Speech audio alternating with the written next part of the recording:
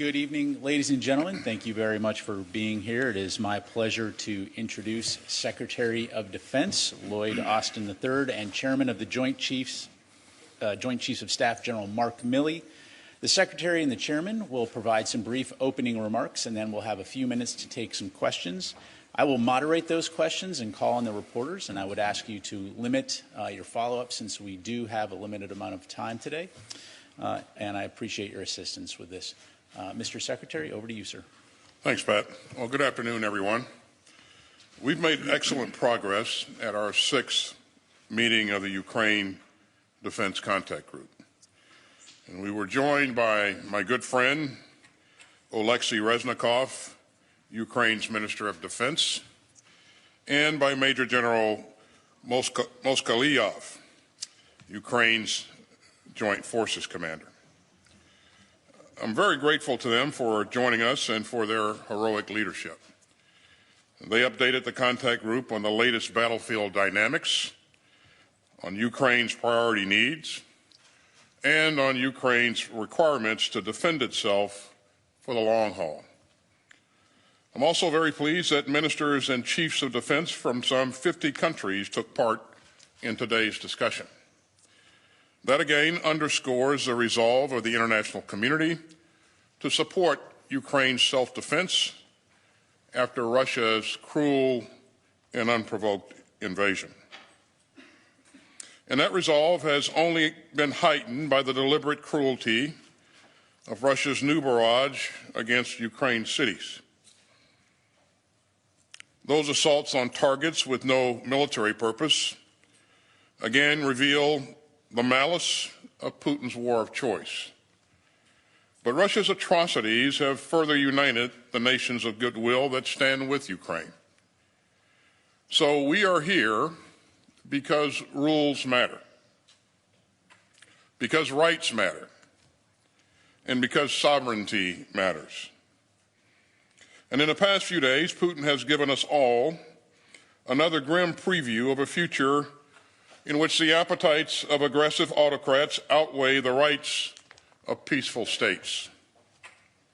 We would all be less secure in a world where big powers can assault their peaceful neighbors and trample their borders by force.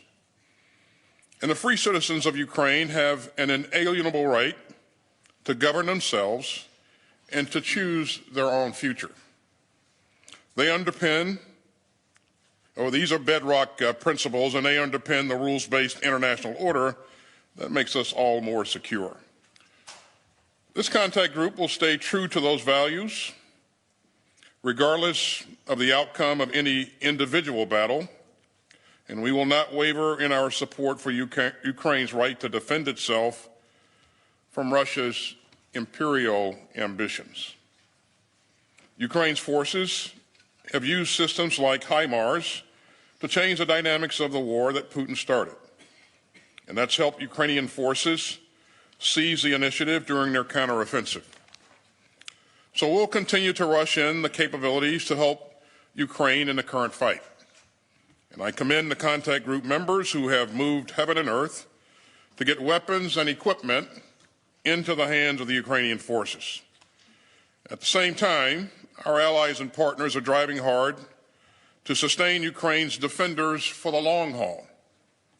As the conflict has evolved, the mission of this contact group has evolved as well. So today, the contact group underscored our shared commitment to keep on supplying Ukraine's defenders with the capability that they will need in the difficult weeks, months, and years ahead. We discussed ways to do even more to train Ukrainian forces who are making such impressive use of their new capabilities. And we pushed to galvanize our industrial bases to fire up production for the systems to defend Ukraine, even while meeting our own security needs. The leaders here built on the important progress from the September 28th meeting of our national armaments directors under the auspices of this contact group. Denmark and the UK shared updates on several Copenhagen conference initiatives, including the UK's International Donors Fund for pooling international funding for critical capabilities. And as we increase our long-term support for Ukraine, transparency and accountability remain crucial.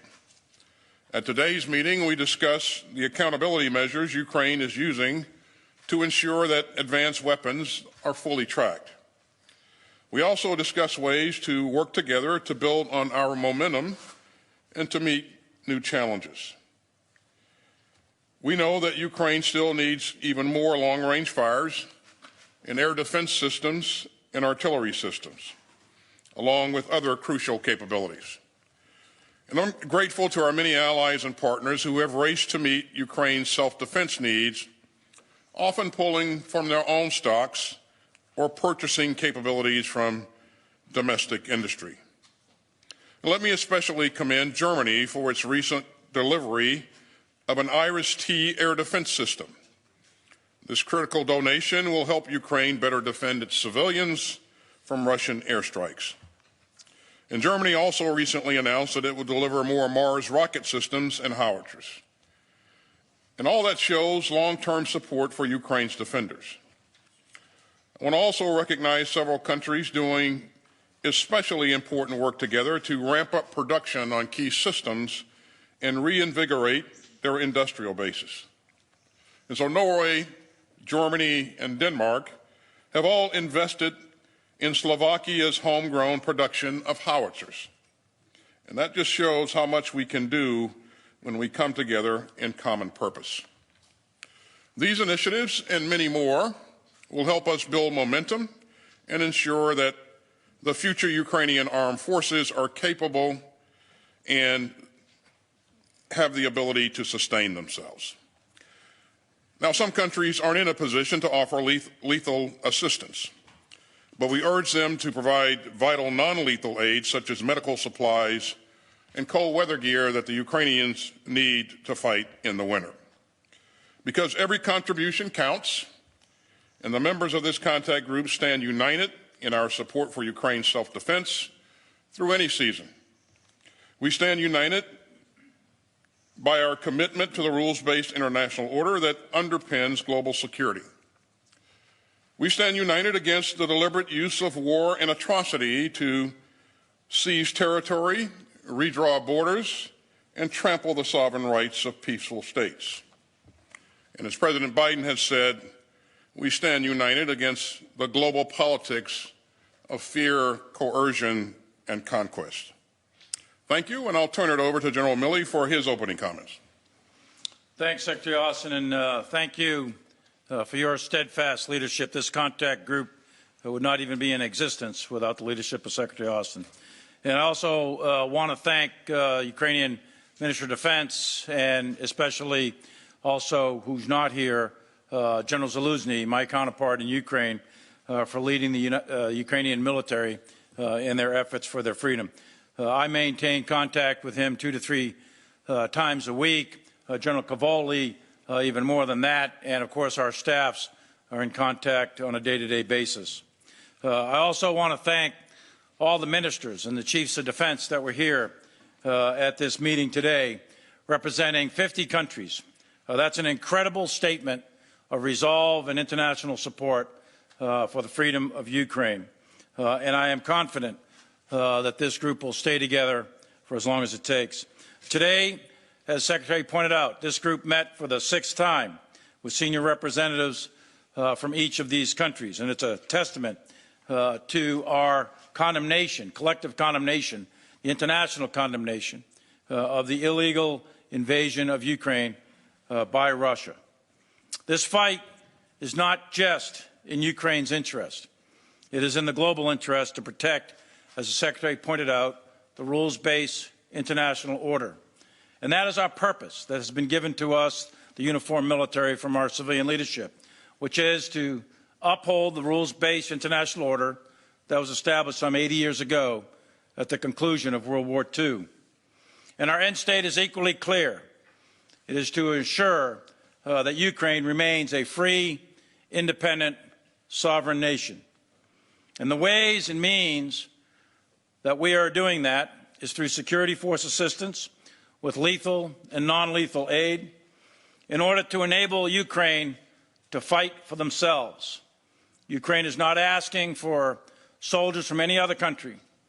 The Ukrainians are willing to fight for themselves.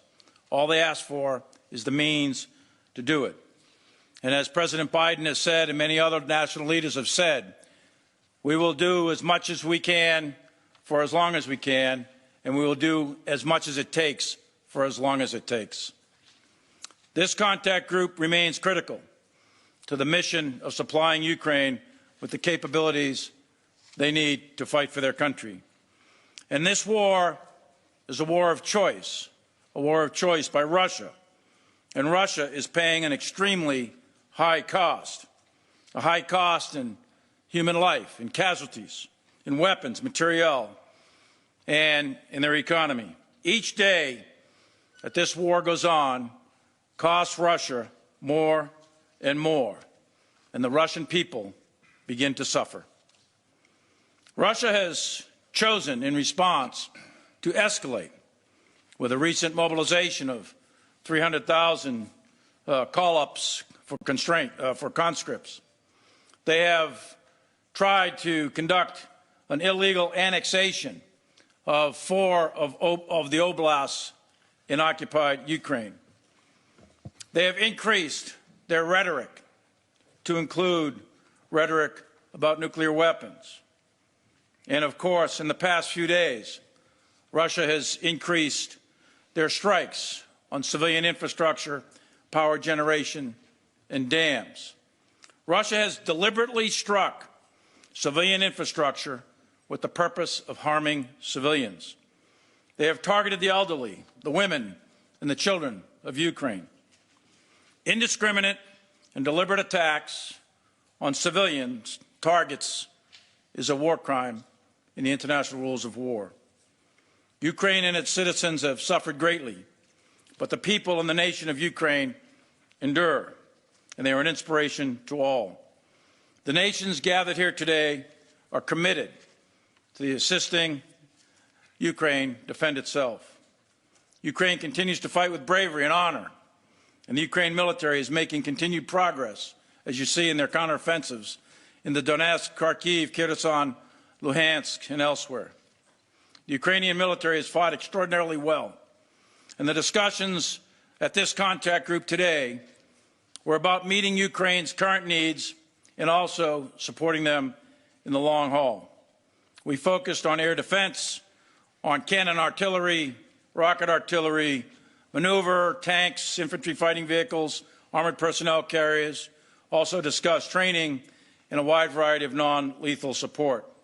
These systems and the associated ammunition are critical for Ukraine to continue the fight, and they are employing these weapons extremely well. So I will stop there, and I thank you and welcome your questions. Mr. Secretary, Chairman, thank you very much. Our first question will go to John Ismay, New York Times. Mr. Secretary, in your opening remarks today, you said, quote, "Our resolve to support Ukraine's defenders extends through all seasons," unquote. With winter fast approaching, do you expect the Ukrainian armed forces to continue fighting to retake their territory throughout the season until spring? Thanks, John. The battlefield remains dynamic, and winter always presents a challenge when it comes to fighting. But the international community remains united and focused and committed to doing everything that we can to help Ukraine protect its interest and defend its sovereign territory. I expect that Ukraine will continue to do everything it can throughout the winter to regain its territory and to be effective on the battlefield. And we're going to do everything we can to make sure that they have what's required to be effective. And most recently, we've seen them be very effective, both in the east and down in the south, as they've taken back quite a bit of territory from the Russians. So we can expect that that type of activity will continue on through the winter. Let's go to you, Deborah Haynes, Sky News.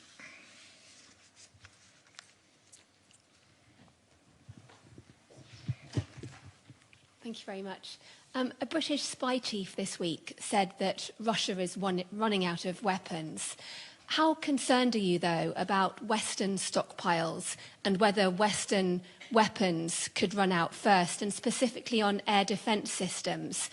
Given the need from Ukraine, why are Western allies not sending these systems in faster? Is it because of a lack of political will or a lack of supplies? Well, it certainly is not a question of lack of will.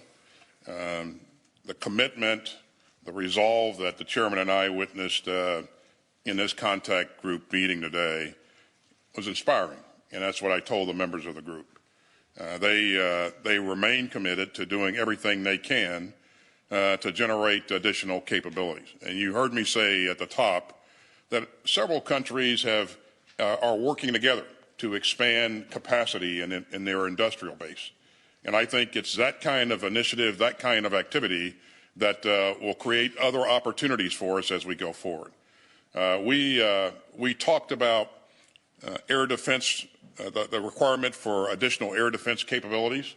And countries, I have every confidence that countries will do whatever they can, if they can, to generate additional capabilities. You've heard us talk about providing NASAMS, and that's good capability. It's going to really help the Ukrainians. You heard me say earlier that Germany is providing an RST system, and again, I expect to see more capability come forward. We saw some additional countries volunteer to provide munitions for those NASAMS systems today, and that's always encouraging and refreshing. So the will is certainly there to do everything we can for as long as we can, and the commitment, again, was inspiring. Okay. Let's go to Sylvie Lantemont, Agence France-Presse. Thank you. Mr. Secretary, after President Putin's threat about use of nuclear weapons, you said repeatedly that you have seen nothing that would cause you to change your nuclear posture. Will you communicate when this posture changes? And, Chairman, I have a question for you too. We spoke about air defense as a priority and the NASAMS and the German IRIS-T that have to be ordered to the industry. But it's urgent. So in the meantime, are there other systems, maybe older systems, that the allies of Ukraine could find faster? So let me begin by saying, Sylvie, that Putin's saber-rattling is reckless. Nuclear saber-rattling is reckless and irresponsible. We don't expect to see and hear that kind of behavior from a major nuclear power. And so that's very dangerous, and you've heard a number of leaders around the world emphasize that. You should know, and I know you do, that we take this very seriously. And this is something that we remain focused on. And we continue to watch indications and any type of warning that he may have made a decision to go in a different direction. We've not seen any indicators at this point that would lead us to believe that. But again, this is not something we look at once and leave alone. This is something we remain focused on 24 hours a day, 7 days a week. So, Sylvie, put it in context a little bit. What Ukraine is asking for and what we think can be provided is an integrated air missile defense system. So that doesn't control all the airspace over Ukraine, but they're designed to control priority targets that Ukraine needs to protect.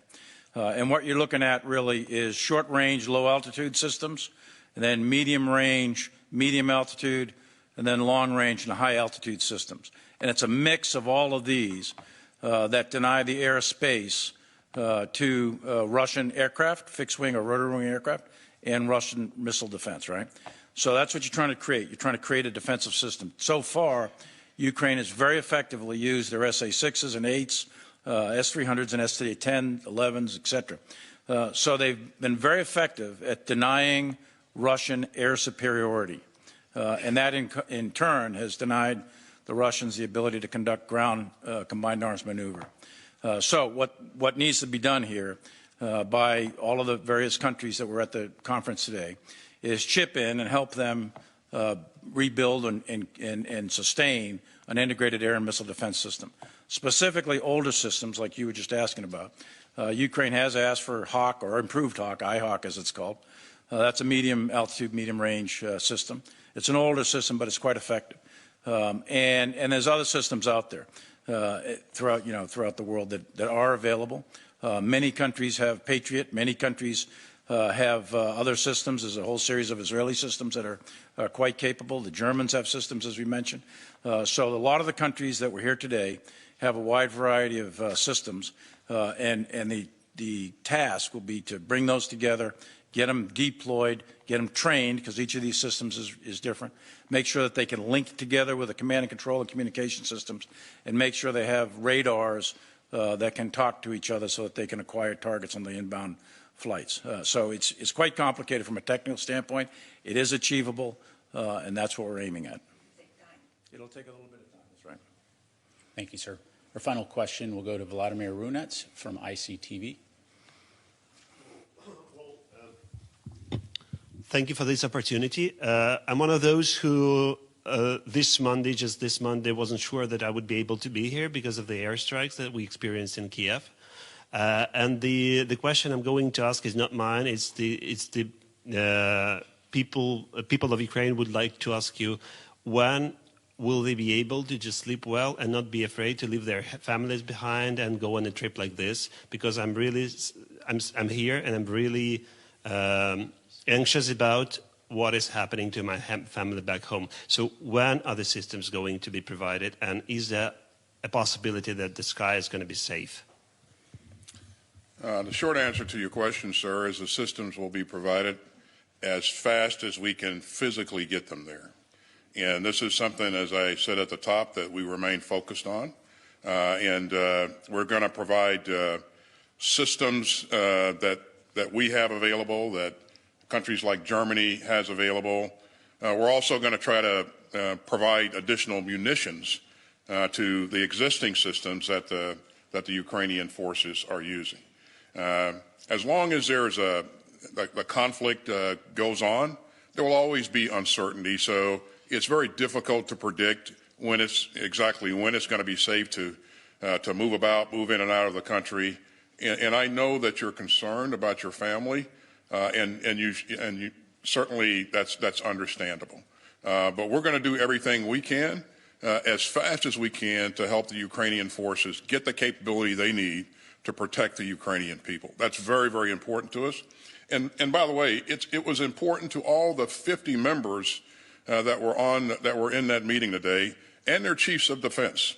And this is, I mean, the utility of this Ukraine Defense Contact Group. I just can't. I can't overemphasize how useful this is, because it helps us to address current near-term problems and mobilize resources much faster than we otherwise would be able to. And again, I don't want to exaggerate this point, but I have to tell you that I remain impressed by the commitment of the members of the group. And for the most part, these are ministers of defense that show up to every meeting, and not surrogates. So. And what about Atacams? Sorry. I'm afraid that's all the time that we have available for today. Mr. Secretary, Chairman, thank you very much. Ladies and gentlemen, appreciate it. This concludes our press briefing.